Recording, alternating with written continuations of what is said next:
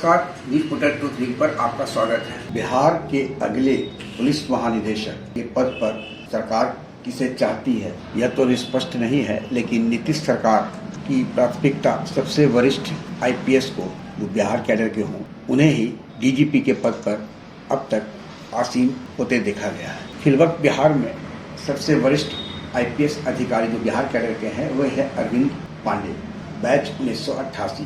वर्तमान DGP SK Singhal भी 1988 batch के हैं। अरविंद पांडे डीजीपी बिहार बनेंगे या नहीं यह तो भविष्य के गर्भ में है, लेकिन इतना तय है कि आज की जो राजनीतिक स्थिति है, परिस्थिति है, उसमें एक सख्त और कड़क, ईमानदार और अपने विभागीय कार्यों में पारदर्शिता रखने वाले अधिकारी की जरूरत है और इस पैमाने पर अरविंद पांडे खरे उतरते हैं।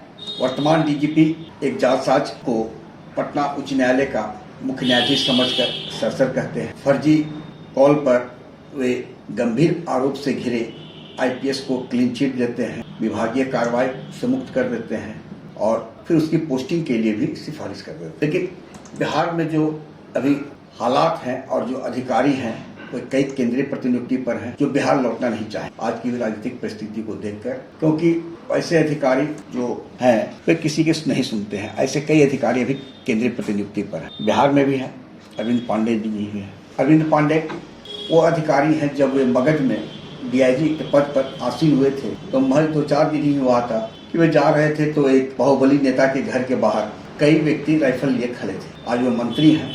अरविंद पांडे जी ने उनमें से जो लाइसेंसी राइफल लिए हुए थे उसे बुलाया, पूछा कि आप लाइसेंस होल्डर हैं? उस व्यक्ति ने बताया कि नहीं, मैं नहीं, अमुक साहब लाइसेंस के होल्डर हैं। उनके लाइसेंस धारी जो हथियार है, राइफल है, उनकी सुरक्षा के लिए लेकर खड़ा हूं। अरविंद पांडे जी का एक हुक्म हुआ और साथ में रहे जवानों ने उक्त नेताजी को गया के रामपुर थाना के लॉकअप तक पहुंचा दिया और यह मैसेज पूरे बिहार में गया कि जो राइफल की नोक वाहनों से निकला करती थी उस पर अब कार्रवाई हुई है और अरविंद पांडे ने पूरे रेंज यानी मगध के 5 जिलों में यह सभी एसपी से सुनिश्चित करा दिया कि अब हथियार लेकर कोई प्रदर्शन नहीं करेंगे, हथियार सुरक्षा के लिए है और जिनके नाम से लाइसेंस है वही लेकर चलेंगे। आनंद फानंद में ये मैसेज गया, सुशासन की सरकार बनी ही थी और उसके बाद आज की तारीख तक अरविंद पांडे जी की एक छोटी सी पहल ने बिहार में जो बाहुबलियों के साथ कई गाड़ियों पर राइफल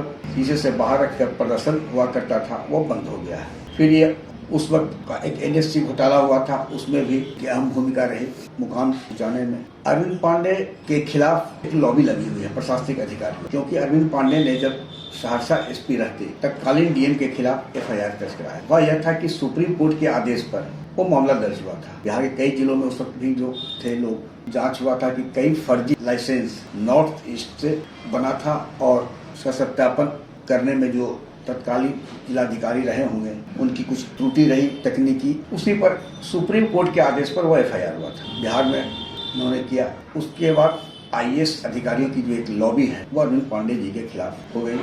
खैर उसके पीछे या आगे पीछे तक देखे भी नहीं कि क्या हुआ नहीं हुआ। अभ्यानंद शाह जब डीजीपी बने तो अरविंद पांडे जी को सीआईडी में कमजोर वर्ग का आईजी के रूप में पदस्थापित किया गया। ये महत्वपूर्ण पद था और उस पद पर रहते हुए भी उन्होंने कई कांडों का जो सनसनीखेज कांड था पीड़ितों को न्याय दिलाया। ऐसे तो अरविंद पांडे जी इस बात से सहमत नहीं है कि किसी अधिकारी को एक्सटेंशन दिया जाए, उसके कारण कई जो अधिकारी उनका कैरियर बर्बाद होता है। चर्चा भी है कि उन्होंने इस संबंध में कुछ लिखा है, लेकिन बिहार में अगला डीजीपी 19 दिसंबर के पहले तय होना है। ऐसे में सबसे सीनियर मोस्ट बिहार में जो आईपीएस अधिकारी हैं वो है अरविंद पांडे। या बिहार सरकार को यह तय करना है कि बिहार में कानून का राज स्थापित हो तो उसके लिए कौन अधिकारी फिट हैं, उनके पैमाने यानी जिनके पद पर बैठते ही जो पर्यवेक्षण उद्योग से लेकर और जो अभी बिहार में पुलिस महकमे में व्याप्त है उस पर स्वतः 75% अंकुश लग जाए, यानी कि अधिकारी के चेयर पर यानी डीजीपी के पद पर बैठते ही अधीनस्थों के बीच भी यह संदेश जाए कि गलत होगा तो बख्शे नहीं जाएंगे। आज ऐसी स्थिति नहीं। आज मगध में ही एसपी और आईजी के बीच में खुल्ला लड़ाई हुई।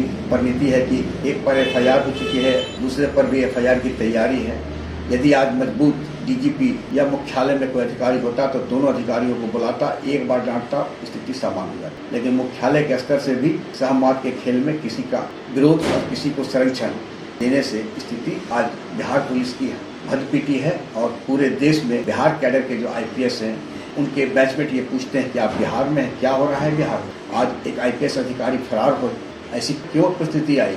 क्या उस वक्त बिहार में कोई ऐसे अधिकारी नहीं थे जो दोनों को बुलाकर समझा सकते थे, शासन का पाठ पढ़ा सकते थे? लेकिन यहाँ तो आज खुला खेल फर्रुखाबादी का है। अब देखें नीतीश कुमार किसे DGP बनाते हैं।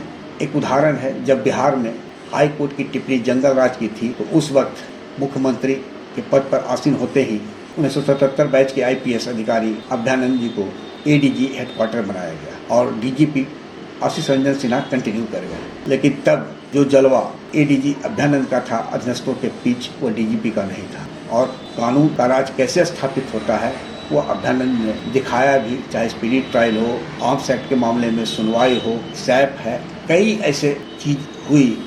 FSL CID को धारदार बनाया गया, जिसके बाद बिहार में सुशासन की बात की जाने लगी। आज सुशासन है या नहीं ये तो जनता तय करेगी, लेकिन इतना तय है कि हालात तो बद से बदतर होते ही जा रहा है। अब नए DGP कौन होंगे और उनके ऊपर निर्भर करेगा कि कैसे बिहार में कानून का राज स्थापित किया जाए। आग्रह है कि इस वीडियो लिंक को लाइक, सब्सक्राइब और शेयर अवश्य करें। धन्यवाद, नमस्कार।